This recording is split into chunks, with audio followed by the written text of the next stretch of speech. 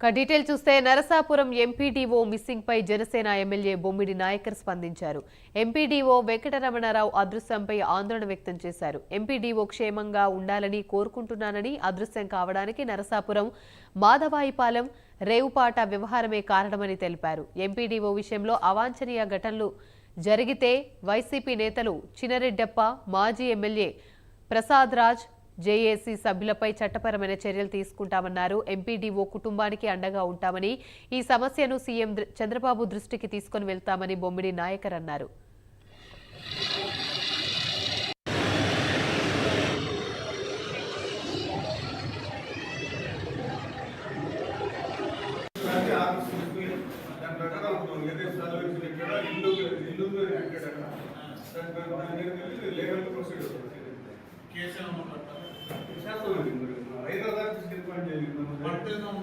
పంట ముందు నేను హ్యాండ్ ఓవర్ చేసుకున్నాను. ప్రజెంట్ మీద చెప్తాను, హ్యాండ్ ఓవర్ చేసుకున్నాను.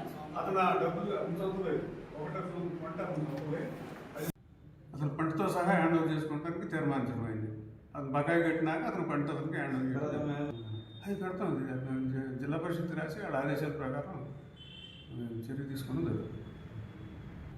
అసలు పంటతో సహా హ్యాండ్ ఓవర్ చేసుకోవడానికి తీర్మానించడమైంది. అది బకాయి కట్టినాక అతను పంట అతనికి హ్యాండ్ ఓవర్ చేస్తాం. అది కడతాం. జిల్లా పరిషత్ రాసి వాళ్ళ ఆదేశాల ప్రకారం చర్య తీసుకుంటాం.